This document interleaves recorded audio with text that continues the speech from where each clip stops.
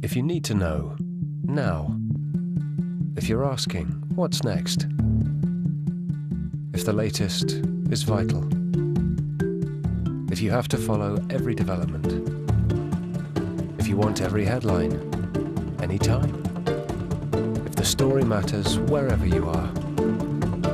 If the news is part of your life, keep it with you.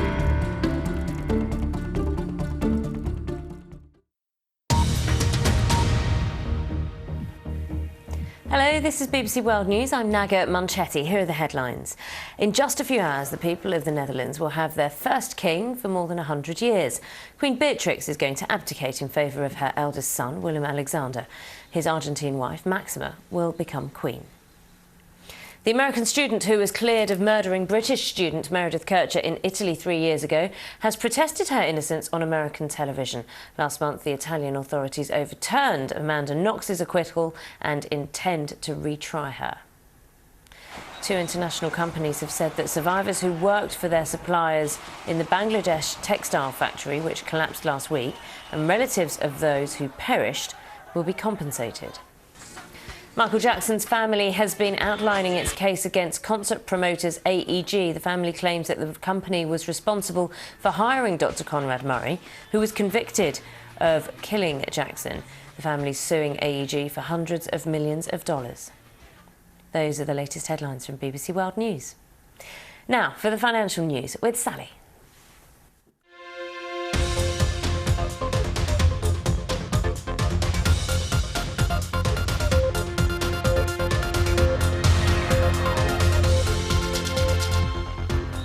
Taking responsibility, Canadian retailer Loblaw joins Primark in saying it will compensate victims of the Bangladesh factory collapse. And BP gets set to announce a sharp fall in profits as it sells assets to pay for the Gulf of Mexico oil spill.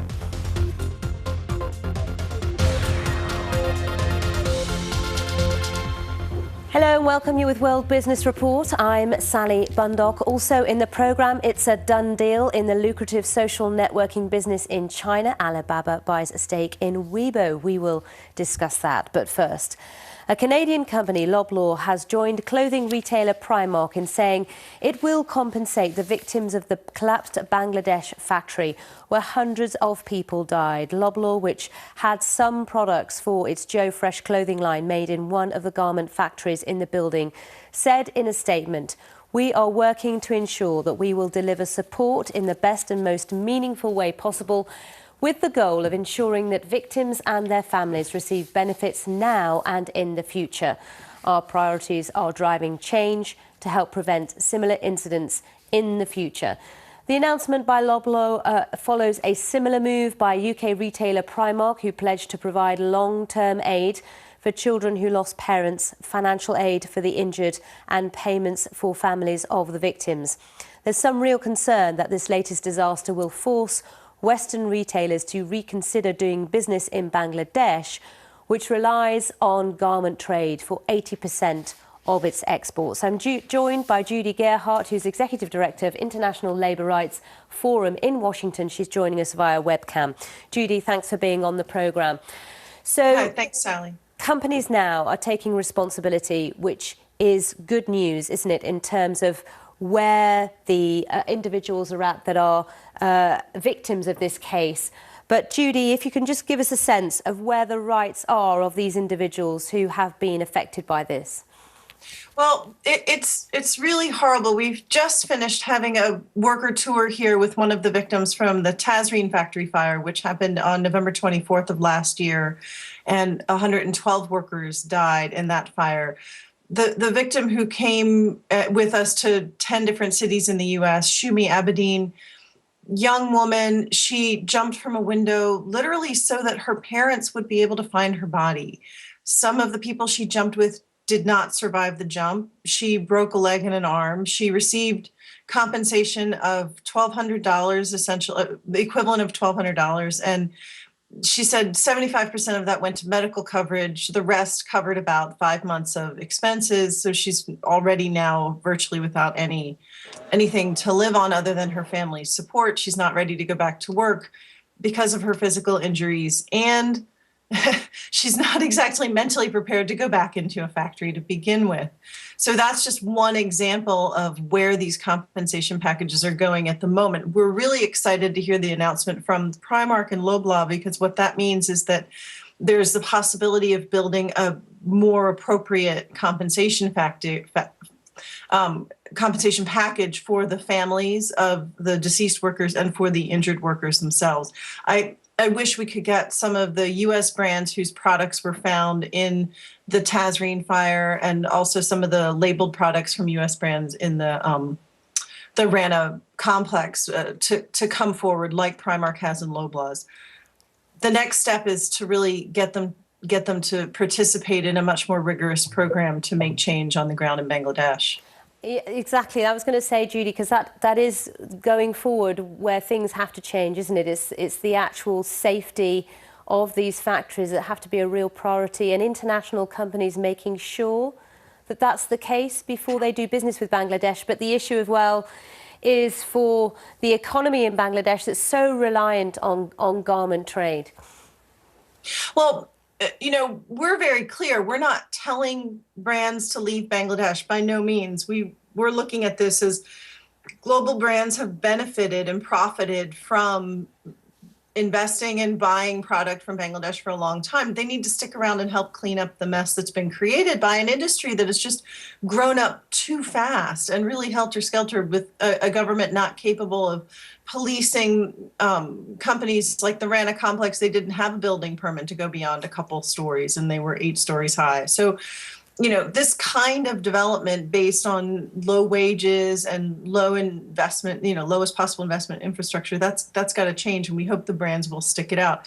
We're pushing for brands to sign a fire and building safety agreement, which would be essentially a contractual commitment to work with their suppliers to make the changes that need to be made to keep workers safe. And it would include much more transparency than exists now, and it would be something that involves local trade unions and international trade unions in the change process. Because right now what we have is we have a lot of programs that are sidelining workers in the solution. All right, Judy Gerhardt, thank you very much indeed for your time, Executive Director of International Labour Rights Forum. Now, before we move on, I'd just like to make an apology if you're watching us right now and seeing all sorts of images appear on your screen. As you can tell, we're having technical problems this morning, so bear with us as we try and continue with a live broadcast whilst we have technical difficulties, so do stay with us. As you can see, as I was talking to Judy, you saw Rico appear now and then, and he's waiting to talk to us about a big deal in the e-commerce industry in China. Nice to see you, Rico. Thank you for your patience. Just tell us about Alibaba looking to get a stake in Weibo. This is quite a big move, isn't it, for both companies? Absolutely. This is a very aggressive move for Alibaba, taking an 18% stake, Sally, worth about $600 million in Weibo, which is basically the Twitter of China. And it is expected to help Alibaba drive traffic from Weibo, which is more than 500 million users. That's a lot of users, Sally, to its e-commerce sites, such as the very popular Taobao.com. It will also help generate additional advertising revenues for Weibo. And according to the two companies, the partnership will bring in $380 million more in advertising and social commerce service revenue for Weibo over the next 3 years. And the very popular Jack Ma, who is the chairman of Alibaba, is very optimistic about this deal, saying that this strategic alliance helps to create a stronger Weibo and affirm the importance of social media in unleashing value in e-commerce activities. And according to the deal, Alibaba will have the right to increase its ownership in the company to 30% going forward. So this is a win-win situation for both Alibaba and Weibo.com. Sally. Thanks very much, Rico. Thanks for filling us in on that. Now let's talk about what's happening as far as today's big earnings story is concerned. We're looking at BP. Of course, it's the oil giant, and the ongoing fallout from the Gulf of Mexico disaster is expected to overshadow its results for the first quarter of this year. We'll get them in a few hours, and it's likely to say that profits were down some 30% to $3.27 billion in the first 3 months of this year. Now, the explosion on the Deepwater Horizon rig 3 years ago this month, where 11 people died, could end up costing the company up to $90 billion. BP has sold more than $38 billion worth of assets to raise funds for the compensation payout. The company's still embroiled in a court case in New Orleans, which will determine the share of blame between BP and its partners. Well, I'm joined by Nick McGregor, oil analyst at Redmayne Bentley Stockbrokers. Nice to see you, Nick. Now, let's talk about BP. All attention is on the Gulf of Mexico disaster and the continued fallout from that. Will we get much information about that today in terms of what it's costing them? I think we'll get very little. What we'll get from BP is a statement in the results highlighting that this litigation is ongoing and saying that they can't quantify at this stage what the costs will be. What is evident is that the provisions BP have left out of the original $40 billion they set aside certainly aren't going to cover it. So in terms of the fall in earnings, that's a big fall in one quarter. We are expecting this to continue because, of course, the liability is still there for BP? Well, the fall in earnings is more about the fact that BP is facing higher costs, lower oil prices and lower production as it's hived off some of those assets that it's sold. The idea was that we'd have a slimmed down and more profitable and focused BP. And what a lot of people look for in the results really today isn't so much the Deepwater Horizon issues, it's more about the strategy going forward as to how they're going to grow what's left of the company. And that's what we all want to know, isn't it? What is the future for BP and some of its peers as it becomes more difficult to get oil out the ground, it's more sparse? What are they going to say about that? Why should we be more, stay interested as a shareholder in BP? BP, I think, are going to highlight two big areas today. The first one is some of the work that they're doing in Africa, where they're starting to invest really serious amounts of money in Angola, for example. And the second, of course, is Russia, where the swap that they've done that now gives them 20% nearly of Rosneft, the vast state-owned concern, and whether that will open doors for BP to be a first mover of the Western oil companies in Russia. And in terms of BP as a part of pension funds, it's a big player, isn't it? Certainly for UK viewers, many of them may not be aware that they're an investor in BP. It's very hard not to be an investor in BP, especially, as you say, if you're in the UK. But a huge number of their shareholders, for example, are in the States. So people through unit trust they may own, pensions, ISAs, all of these sorts of vehicles tend to find that they have some exposure to BP, even if they've never actually gone out and bought the shares directly. All right, Nick, thank you very much indeed for your time. And thank you very much indeed for bearing with us here as we continue to carry on with the live programme. As you can see, technical difficulties are hampering us this morning. But stay with us here on the BBC as we continue to keep you up to date with all the latest stories. We'll see you very soon for a look at the papers.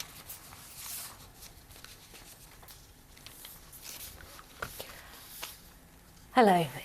Let's bring you the top stories this hour on BBC News. Now, in just a few hours, the people of the Netherlands will have their first king for more than 100 years. Queen Beatrix will abdicate in favour of her eldest son, Willem Alexander. His Argentine wife, Maxima, will become queen.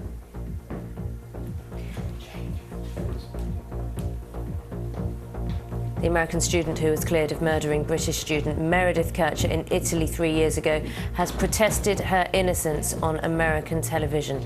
Last month, the Italian authorities overturned Amanda Knox's acquittal and intend to retry her.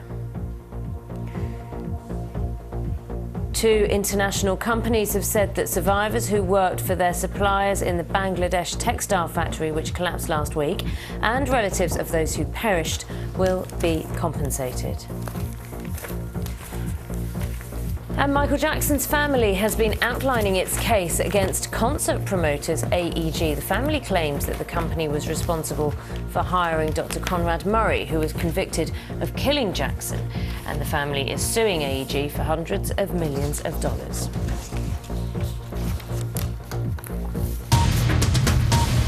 Okay, it's time for the newspaper review. This is where Sally and I look at the stories which are making headlines around the world. We're going to begin with the Wall Street Journal, which has a farewell wave from Queen Beatrix. Her pictures on many of the front pages today. Looking lovely. Looking very lovely. She's obviously handing over power from herself, obviously, to her son, Willem Alexander. We'll talk more about that. We'll get hold of Kamala Dumont, our colleague, who's out in Orange Square in Amsterdam, a little later on. Now, some of the other news in the papers. Syria's Prime Minister escaped a brazen assassination attempt when a bomb exploded near his convoy in Damascus, of course.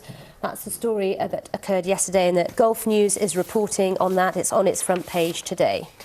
Spain's army of unemployed just got one larger as Santander's CEO has stood down over controversy about his criminal record. El País notes his €88 million pension pot should soften the blow. I would think so. Luxembourg is ready to share information about multinationals' bank accounts with other jurisdictions, if I can get my words out, in an effort to shed its tax haven image, so says today's Financial Times. Scientists believe that they've discovered what the world used to smell like before the arrival of complicated animals, rotten eggs and blocked drains, says the Times. Are we regarded as a complicated animal then? The human, I would imagine we are.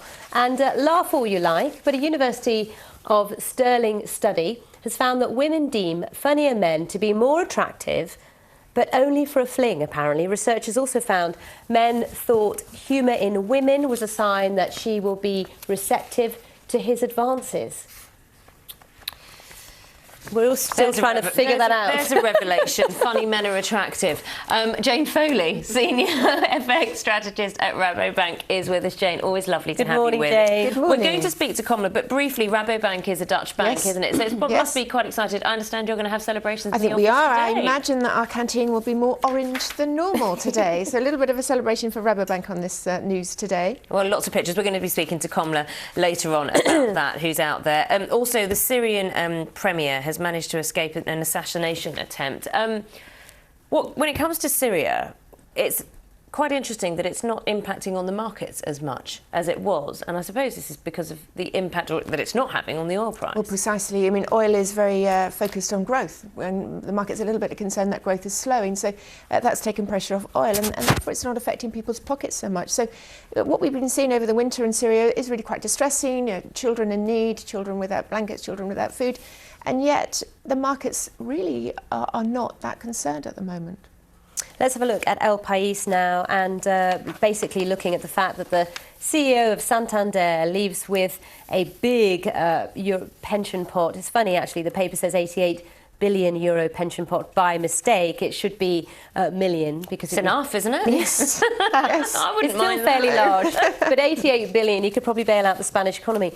But anyway, talk to us about this story, because there's all sorts of intrigue and detail here, and of course Santander, a big player here in the UK. It is a big player here in the UK. Now, what's happened here is that the chief executive has a criminal conviction. He pressured 4 debtors, and he has a conviction that stands for false accusation. Now, he was actually told that he should go to prison for 3 months, but the government gave him a pardon. But the Supreme Court said, no, that's wrong, and his conviction stands. Now, again, the government put a decree and said that a banker who has proved his honourability should still be able to work. But again, this doesn't look good. This is an era after the financial crisis when bankers are trying to clean up their image. So it's not good for Spain or the Spanish government if they're saying, oh yes, but we'll make some exceptions. So at the end of the day, he's stepping down.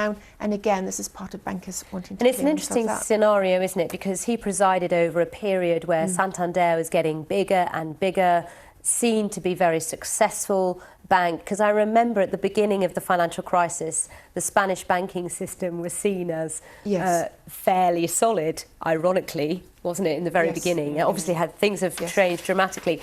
Also, but it's an interesting scenario, isn't it, where he's clearly done a job running the bank, but obviously there are problems. Well, he has got a good legacy. He has really expanded this bank, and it has got a big footprint outside Spain, which really is one of its strengths. I mean, it's certainly not one of the weaker banks within Spain, of which, of course, there are many. So he has got a strong legacy from that point of view. And, he's 70, he leaves with a good pension, but in terms of banker's image, it's not good if he were to stay. The guy who's taken over, Javier Marin, interesting as well that he's got quite an insurance slant. He was the head of the group's global insurance group, and looking at closer ties for Santander in the future. So it'd be interesting to watch its strategy moving forward, I think. Yesterday we spoke about Luxembourg, didn't we? Luxembourg and I think the Netherlands. The foreign direct investment to those two countries totaled more than the US, UK and Germany. Combined, it was $5.8 trillion. Yes. It was a massive amount, and I wonder how much that has niggled away because of what's happening in the perhaps because the point of that story was whilst the inward investment was so huge, it wasn't getting through to the real economy, meaning a lot of it was just sitting there in bank accounts. So what Luxembourg wants to do now is clean up its image and say that it's not taking in tax evasion money or tax avoidance money from corporates. So it just wants to make the whole image of its banking cleaner so people can actually see through and see where that money is going. Do you think, when I read this story, it's about how the earth used to smell a long time ago. I don't know what the earth smells of now. No. I don't know what someone would say it smells of now. Maybe pollution, perhaps? It Depends where you are, doesn't it? Yeah. Depends where you are. Yeah. But it used to be. Tell us more about this story. Yeah, it's quite an interesting one. Well, this is, again, in Canada, scientists have looked at fossils, and they've looked at fossils where there has been some early signs of life, and it's looked at what's remaining on these fossils and said, well, the process that's gone through suggested that it would have released sulfur oxide, bad eggs, the same sort of smell that comes through our guts, apparently, and the same sort of smell that we see in drains. So they're saying that millions of years ago, that's what it would have smelt like, more or less everywhere. So a breath of fresh air would have had a whole different meaning, that's for sure. Yes. Breath of egg air. Is your partner funny? Sometimes. Sometimes. And sometimes he's grumpy. Was it the funny side that attracted you? Because if it did, according to this research, you should only have had a fling with him. Yeah. You shouldn't be with him But you know, it's interesting because this research is done on students. The students listened to voices and then the other students reported on voices, and maybe students are more likely to have a fling than a long-lasting relationship anyway, certainly if they're 18 or 20. So maybe there is a bias in this study, but I think it's true that we enjoy being around funny people. I must admit, when I read this story, I thought of Roxanne, the movie with Steve Martin. Oh, he wins and Daryl Hannah. He was the funny man. He was the funny man, as opposed to the. I think the good-looking man. Yeah. Funny of any sex is better than grumpy. I think so. At least. I think so. I think we all have to agree on that. Jane. A very sensible look at that story, Jane, pointing out the fact they're all students. Thank you very much. Surveyed. Thank you very much, Our Jane. survey Always good says. to have you with us. Pleasure. It's Thanks lovely to very be much. here. And enjoy the celebrations with Rabobank. I will do. Of course, celebrating Queen Beatrix's abdication and the arrival of Willem Alexander. Well, you would never not put him where a party is. Comme le Dumour is in Amsterdam's Orange Square, ready for the celebrations. Hiya.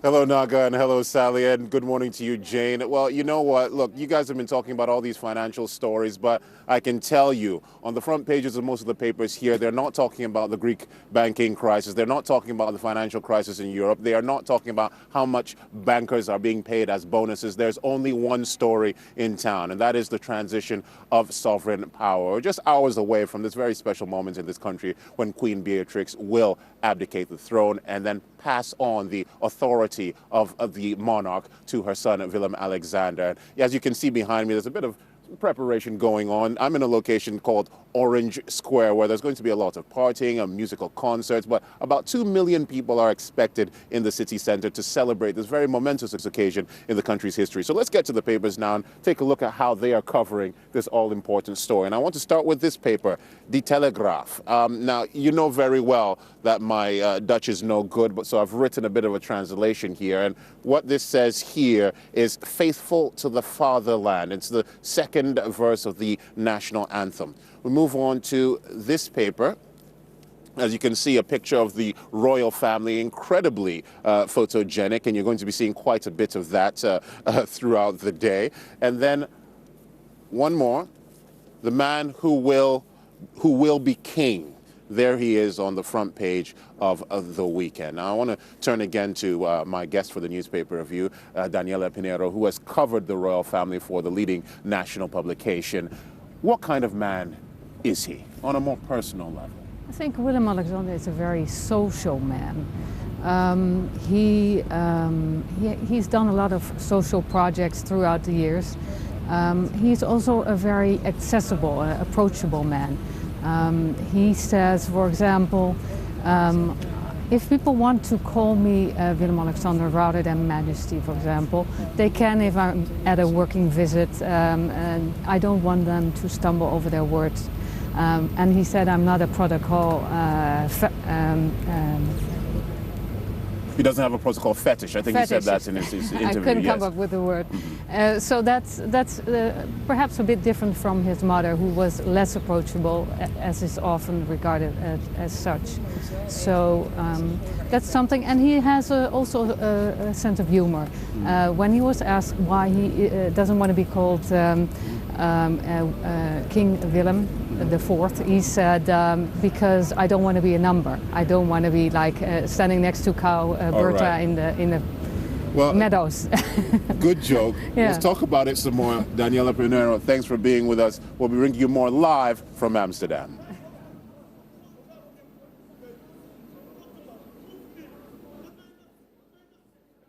Hello once again. With clearing skies and winds just beginning to ease down, it looks as though Tuesday is going to start on a pretty chilly note. That could be one of the features of this week, some quite cold nights across southern parts, but there will be some sunshine in these southern areas. Further north, you're in with a bigger shout, I'm afraid, of having some rain and some strong winds at times as well. Been a blustery couple of days across the north with this low pressure very close by. Thankfully now moving over towards Scandinavia. High pressure building in from the south, tending to kill off the showers and clearing the skies as well. And as the breezes fall light, Tuesday is certainly going to start on a pretty chilly note. Now the towns and cities for the most part should get away frost-free. However, in the countryside, well, prone areas may well see temperatures even lower than those that I'm suggesting there. But at least you've got clear skies, so there will be some sunshine to start off the day. Having said that, it looks as though the cloud will just begin to develop as the day goes on, and I think we'll find sufficient cloud for there to be 1 or 2 showers. No great organisation about them at all. And in fact, many of the southern counties, away from the coastal fringes, will be in for a warm, fine day. I say the coastal fringes simply because the Channel coast will be exposed to breezes, onshore breezes coming in from cold water, 7 or 8 degrees only in many locations. Once you're into the top end of Wales, northern end of the Midlands, up across the Pennines, chance of isolated showers here. Northern Ireland, the odd stray one, you couldn't rule out 1 or 2 in the northern half of Scotland too. But otherwise, it's largely fine. With sunny spells for many. Decent day in prospect. And then we bring another area of low pressure in close by to the northwestern corner of Scotland. Gale force winds and exposure across the far north, but further south again the skies will be clear, the breezes will be light, and as a consequence in the towns and cities it gets fairly cool, but certainly in the countryside again we may well see a little bit of mist and some frost as well. This is the overall setup as we see it on Wednesday.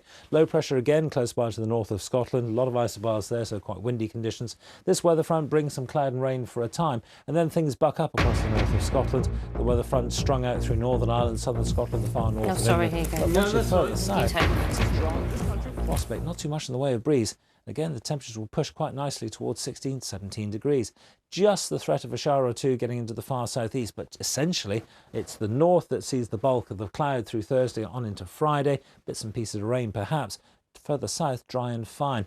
This is potentially what's going to happen on Friday. Big area of low pressure could turn wet and windy.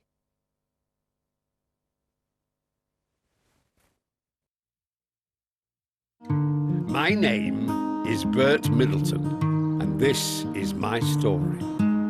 This is our farm, and I will not let it go. Watch the series So Far. My job! On BBC iPlayer now.